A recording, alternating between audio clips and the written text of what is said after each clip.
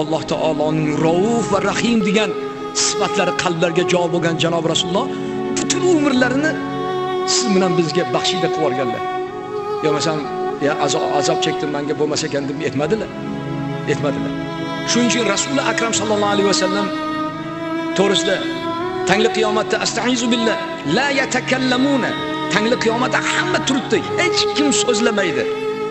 Illa magar so'zlaydi man azina lahur rahman, kimga izn bersa Rahmon sifatli Alloh taolo o'sha so'zlaydi. Va yana janob Rasulullohga izn bo'lar ekan. Ey meni habibim, gapirdir ekan tangli qiyomatda nima deysan? Parvardigorim, meni ummatim jannatga kirmaguncha men jannatga kira olmayman. Ummatim jahannamda azoblansa men jannatda qanday rohat qilaman? Menga va'dang bor edi. Ummatingni, ya'ni ummatingga shafaat qilasan degan izn berilishi menga aytildi. Shafaat izmini menga bergin Allohim deganda, meni so'zim haq.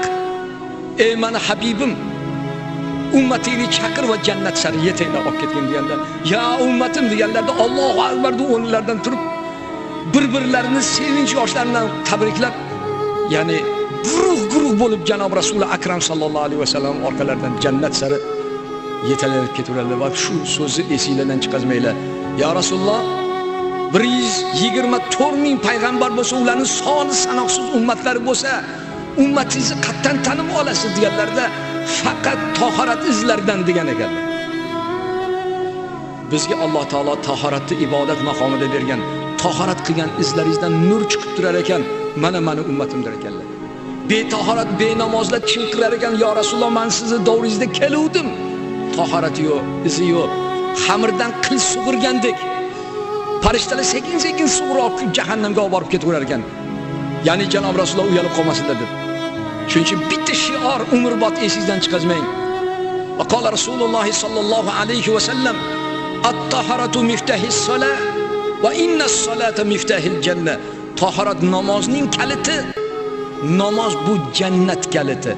Tahorat yo'q, namoz yo'q, jannat yo'q. Shuni unutmang. Biz bandalikka kelganmiz. Abdu degani qul degani. Ruslarda ham aytuvzu ali rabboji deb, rabbochi degan so'zdan olingan. Biz Alloh taologa qulchilikka kelganmiz. Qo'limizdan kelgancha ibodat qilib Allohni rozi qiling. Mehnat qilsangiz mehnatingizga baraka, xonadoningizga nur, barakat, tanajoningizga salomatlik ato qiladi. Meni deganlarni deydi Alloh. Men yo'qlayman. Salom alaysiz qolmaydi. Sizlar salom beringlar, men sizlarga mukammal ali olaman, ikki dunyoda aziz qilib qo'yaman deb Allohning va'dasi bor.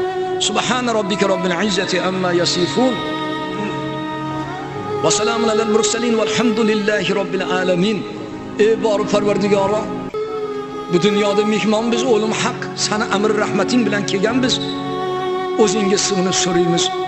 O'zingni tanitib qalbimizga iymon solganingga alhamdulillah. Habibingga ummat qilib yaratganingga beadad alhamdulillah. Xudoyo xononda shu yo'lda sabit qadam qilgin. Shayton vasvasasidan barchamizni o'zing omon tut, aylagin toki tangli qiyomatda seni bu dunyoda bergan ne'matlaringni rizo qilgan ahli insof, ahli iymonlar qatorida turib rahmatingga va jamolingga musharraf aylagin. Butun olam musulmonlar qatori siz bizni Alloh duolarimizni, ibodatlarimizni qabul aylab ikki dunyoda saodatli aylasin. Bi fazlika va karomika